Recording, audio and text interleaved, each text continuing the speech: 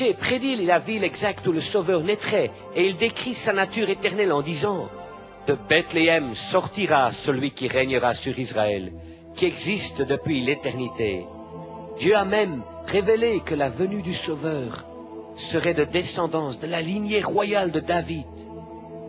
À travers les écrits du prophète Malachie, l'Éternel décrit qu'un messager spécial annoncerait la venue du Sauveur et préparerait les gens à le recevoir. Zacharie a prophétisé « Ô ville de Jérusalem, voici ton roi vient à toi, il est juste et victorieux, il est humble et monté sur un âne. » Le roi David décrit comment le Sauveur lui-même saurait à l'avance qu'un de ses amis proches, avec qui il mangeait du pain, le trahirait. Et Zacharie a même écrit que le prix de la trahison serait de 30 pièces d'argent. Par le prophète Ésaïe, Dieu prédit que le Sauveur qui viendrait serait torturé par des coups de fouet et qu'il se ferait cracher au visage. David décrit la façon qu'il le tuerait en perçant les mains et les pieds du Sauveur sans briser aucun de ses os. Que le Sauveur dirait « Mon Dieu, pourquoi m'as-tu abandonné ?» et que les spectateurs riraient et ridiculiseraient le Sauveur en disant « Il croyait que l'Éternel le délivrerait. » David écrit aussi que les os du Sauveur se sépareraient et que dans sa soif on lui donnerait du vinaigre à boire et que ceux qui persécuteront le Sauveur se partageront ses vêtements et ils tireront au sort sa tunique. Ésaïe a dit que les spectateurs seraient étonnés de voir à quel point la face du Sauveur serait défigurée par la torture.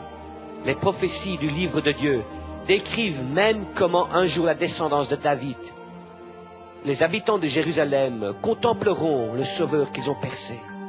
Et tout cela fut écrit dans les Écritures plusieurs centaines d'années avant que le Sauveur ne vienne. Après 70 années de captivité, Dieu permit à son peuple de revenir en Israël. Seulement un petit groupe choisit de retourner. D'autres Juifs vivent encore sous la direction d'autres nations.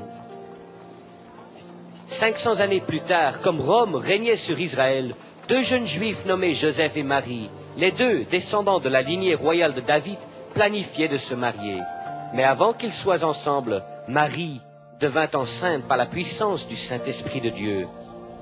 Voici un ange du Seigneur apparut à Joseph dans un songe, disant « Joseph, ne crains pas de prendre Marie pour femme, car l'enfant qu'elle a conçu vient du Saint-Esprit.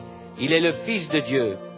Et quand elle donnera naissance à ce Fils, tu l'appelleras Jésus, ce qui veut dire Sauveur, car il sauvera son peuple de ses péchés. » Cela arriva comme le prophète Ésaïe avait prédit.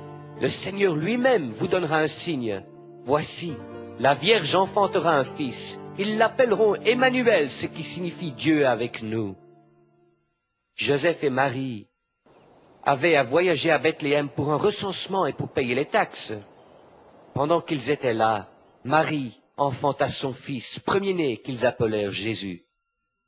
Comme prophétisé, Jésus naquit à Bethléem de la descendance du roi de David. Et dans le même pays, il y avait des bergers qui gardaient leurs troupeaux pendant la nuit. Et l'ange du Seigneur leur apparut, et la gloire de Dieu resplendit autour d'eux, et ils furent effrayés. Mais l'ange leur dit, « Ne craignez pas, car je vous annonce une bonne nouvelle d'une grande joie pour tout le peuple. Aujourd'hui vous est né un Sauveur qui est le Christ le Seigneur. » Et l'enfant grandissait et se fortifiait. La grâce de Dieu était sur lui. Jésus croissait en sagesse, en stature et en grâce devant Dieu et les hommes. Quand Jésus eut environ 30 ans, un homme nommé Jean-Baptiste vint, prêchant et baptisant dans le désert, disant « Repentez-vous, préparez-vous pour le Seigneur !» Jean était le messager dont le prophète avait prédit qu'il annoncerait la venue du Sauveur. Alors, Jésus vint à la rivière du Jourdain pour être baptisé par Jean. Et quand Jean vit Jésus venir, il dit, « Voici l'agneau de Dieu qui ôte le péché du monde. » Et dès que Jésus eut été baptisé, il sortit de l'eau, et les cieux s'ouvrirent, et l'Esprit de Dieu descendit sur lui comme une colombe, et une voix venant des cieux dit, « Celui-ci est mon Fils bien-aimé, en qui j'ai mis toute mon affection. » Ensuite, Jésus passa 40 jours dans le désert. Satan, qui avait tenté Ève avec succès dans le jardin, essaya de tenter Jésus, mais Jésus ne pécha point. Finalement, Satan transporta Jésus sur une haute montagne et lui montra tous les royaumes du monde et leur gloire. Alors Satan dit, « Je te donnerai toutes ces choses si tu te prosternes et m'adores. » Jésus lui dit, « Retire-toi de moi, Satan, car Dieu a écrit, « Tu adoreras le Seigneur ton Dieu, et tu le serviras lui seul. » Jésus, le Fils de Dieu, vivait sur la terre dans la forme d'un homme, et il fut tenté de la même manière que nous, mais il n'a jamais péché. Là où Adam échoua, Jésus triompha. Cela nous démontre que Jésus, en effet, peut être le sauveur de l'humanité. L'agneau envoyé de Dieu. Jésus s'est révélé lui-même comme le sauveur promis de plusieurs façons, incluant les miracles qu'il opéra. Au milieu d'une noce, il changea l'eau en vin. Il guérit un homme qui était malade depuis 38 années. Un homme couvert de lèpre qu'on ne pouvait pas toucher, ayant vu Jésus, tomba sur sa face et le pria, « Seigneur, si tu veux, tu peux me rendre pur. » Jésus étendit sa main et le toucha en disant, « Sois pur. » Aussitôt la lèpre le quitta. Jésus donna la vue à un homme qui était aveugle dès sa naissance. Une femme qui pour 12 années avait une maladie que les docteurs ne pouvaient guérir s'approcha et toucha le vêtement de Jésus. Il se retourna en disant, « Ma fille, ta foi t'a sauvée. Va en paix. » Ceux qui souffraient de différentes maladies furent apportés à lui, et il les guérit tous. Jésus appela 12 hommes, leur demandant de le suivre. Il leur donna la puissance et l'autorité sur les démons, et il envoya ses disciples pour prêcher le royaume de Dieu et pour guérir les malades.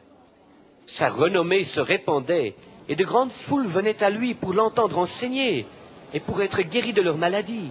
Lorsqu'une foule de 5000 hommes avait besoin de nourriture, Jésus pria sur le repas de pain et de poisson d'un jeune garçon et multiplia miraculeusement ce repas pour nourrir toute la foule, et il y eut 12 paniers de reste. Mais les gens continuaient à demander encore plus de preuves que Jésus venait de Dieu. Ils dirent, « Nos pères ont mangé la manne dans le désert. Il est dit dans les Écritures qu'ils mangeaient le pain du ciel. » Jésus leur dit, « Le pain de Dieu est celui qui descend du ciel et qui donne la vie au monde. » Les gens dirent, « Seigneur, donne-nous toujours de ce pain. » Jésus leur dit, « Je suis le pain de vie. Celui qui vient à moi n'aura jamais faim. Celui qui croit en moi n'aura jamais soif. » Jésus prophétisait qu'il devait souffrir beaucoup et être rejeté par les anciens, les chefs des prêtres et les scribes, et qu'il serait mis à mort, ensuite qu'il ressusciterait le 3e jour. La plupart des dirigeants religieux et politiques rejetaient l'enseignement de Jésus. Cependant, un pharisien nommé Nicodème vint à Jésus de nuit, cherchant la vérité. Jésus lui dit, « Si un homme ne naît de nouveau, il ne peut voir le royaume de Dieu. » Nicodème demanda, « Comment un homme peut-il naître quand il est vieux? Peut-il rentrer dans le sein de sa mère et naître ?» Jésus lui répondit, « Ce qui est né de la chair est chair, et ce qui est né de l'esprit est esprit. Ne t'étonne pas que je t'ai dit qu'il faut que vous naissiez de nouveau. » Nicodème lui dit, « Comment cela peut-il se faire ?» Jésus le réprimanda d'enseigner aux autres la religion, alors qu'il ne comprenait pas lui-même les vérités spirituelles. Alors Jésus lui expliqua la naissance spirituelle.